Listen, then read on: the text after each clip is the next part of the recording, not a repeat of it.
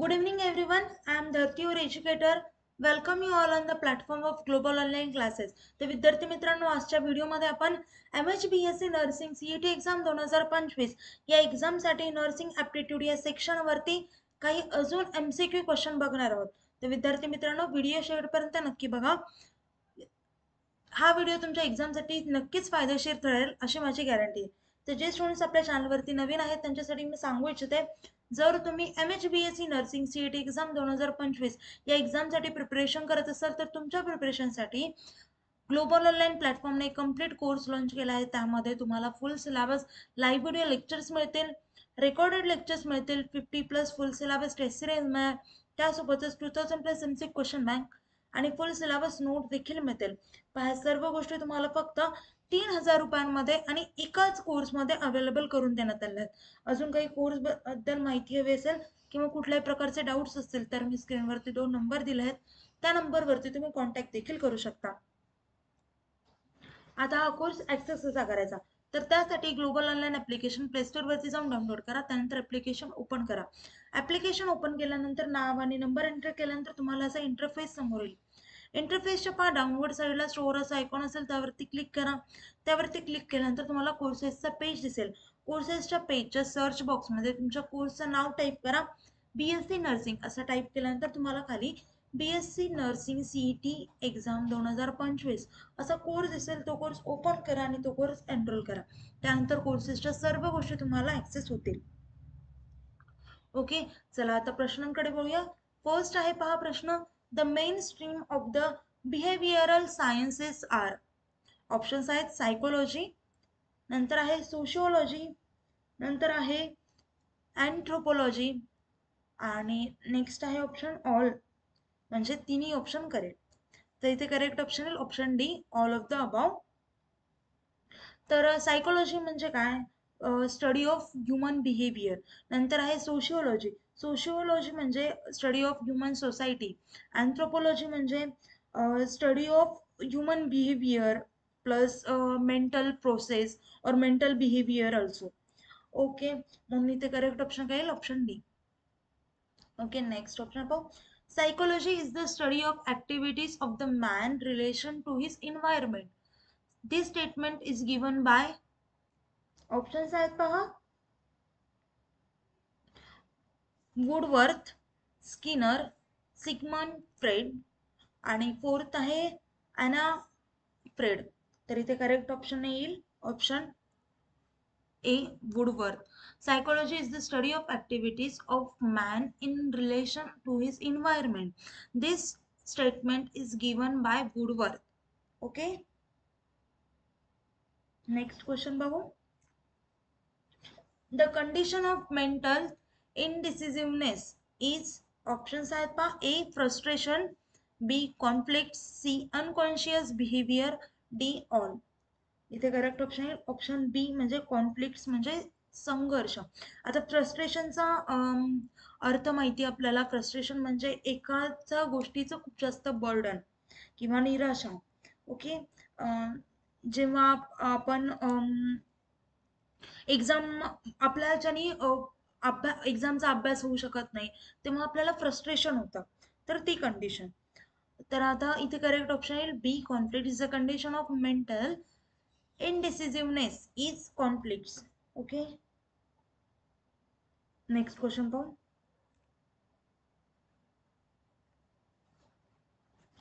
Importance of defense mechanism are. आता defence mechanism म्हणजे काय, तर रक्षातंत्र.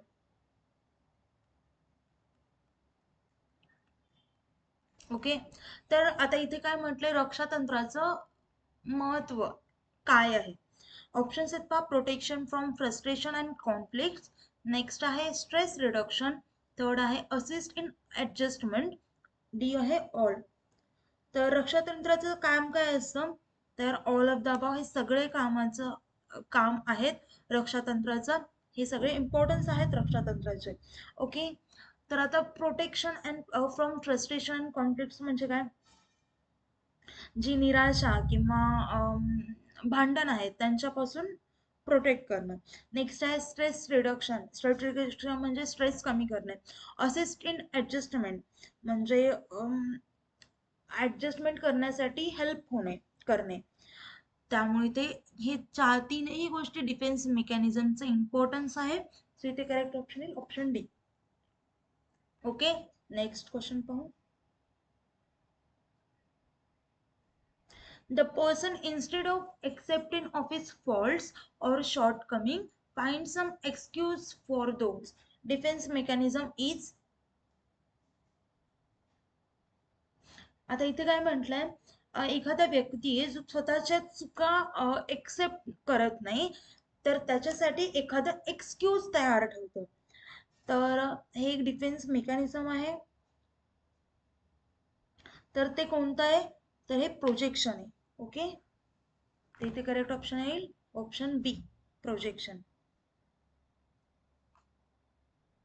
म्हणजे प्रक्षेपण करणे. ओके, समजलं. नेक्स्ट क्वेश्चन पाहू. Normal IQ range is. IQ म्हणजे काय, आयक्यूचा फुल फॉर्म माहिती असेल तर इंटेलिजन्स क्वेश्चन, इंटेलिजंट क्वेश्चन येतो. आता आयक्यूचा फॉर्म्युला पण असतो आयक्यू काढण्यासाठी. तर आयक्यू कसं काढतात, तर मेंटल एज काढतात divided by chronologic age. Okay, तर नॉर्मल माणसांची नॉर्मल आयक्यू रेंज ही 90 to 109 इतकी असते. इथे 9 नाही प्रिंट झालाय. सो 90 to 109 इतकी असते. ओके, आता जी पहा, आता जे मोठे मोठे सायंटिस्ट होऊन गेलेत त्यांची जवळपास म्हणजे आयक्यू लेवल ही जास्त असते. आता जर ज्यांची आयक्यू लेवल ही 120 और 139 इतकी असती तर ते सुपेरियर जेन्युअन असतात, व्हेरी सुपेरियर जेन्युअन. आणि इडियटची आयक्यू लेवल ही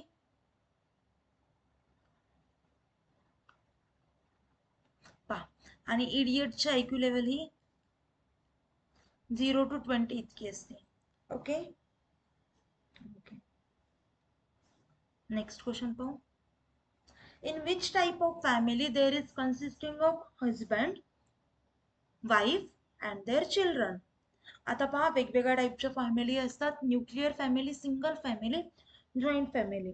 ओके, तर न्यूक्लिअर फॅमिलीचा आधी अर्थ जाणून घेऊ. न्यूक्लिअर फॅमिली म्हणजे husband plus wife plus his childrens. Okay, ही झाली न्यूक्लिअर.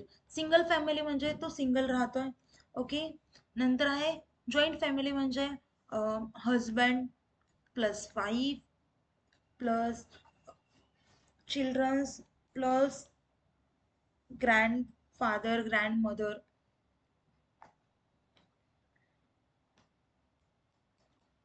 हे झाले जॉईंट फॅमिली. ओके, आता इथे काय म्हटलंय, husband wife and their childrens, तिघच जण राहतात म्हणजे हजबंड वाईफ आणि त्यांचे 1-2 मुलं असतील तेवढे, तर त्यांना म्हणायचं न्यूक्लिअर फॅमिली. मग इथे करेक्ट ऑप्शन आहे option A. Okay, next question पाहू. Which activities are helpful to achieve personal hygiene. Options आहेत maintaining balance and coordination in diet, sleep and exercise. Next आहे control on body weight. Third आहे taking care of the cleanliness of all parts of the body. Fourth आहे all of the above. तर इथे correct option येईल option D.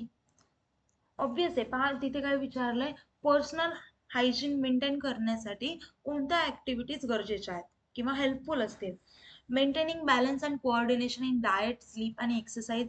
आता पहा, diet, sleep आणि exercise यांच्यामध्ये एक बॅलन्स असलं पाहिजे, बरोबर आहे, आणि ते आपल्याला मेंटेन केलं पाहिजे. ही पर्सनल हायजीन मेंटेन करण्यासाठी फर्स्ट येईल. नंतर आहे control on body weight. Control करावं लागेल आपल्याला बॉडी वेट, आणि त्यासोबतच आपल्याला स्वतःची सगळ्या आपल्या बॉडी पार्ट्सची क्लीनलीनेस म्हणजे क्लीन केले पाहिजेत, आपल्या बॉडी पार्ट्सची काळजी घेतली पाहिजे. ओके, त्यामुळे ते ऑल ऑफ द अबाव आहे. आता पहा, पर्सनल हायजीन म्हणजे असं नाही की फक्त क्लिनलीनेस कडेच लक्ष दिलं पाहिजे, तर त्याच्या आता आपल्या शरीराच्या डाएटवरती, झोपेवरती, या सर्व गोष्टींवरती लक्ष दिलं पाहिजे. ओके, चला नेक्स्ट क्वेश्चन पाहू. Highly automated and self-executed behavior of man is option A habits, option B addiction, option C maintenance of health, option D none. तर इथे करेक्ट ऑप्शन असेल ऑप्शन ए म्हणजे habits. Highly automated and self executed behaviour of man is habits, म्हणजे आपल्या सवयी. Okay, next question पाहू.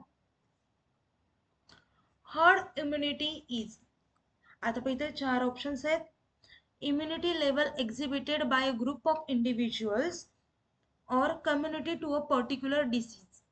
Low level of immunity of person, C lack of immunity, D all of the above.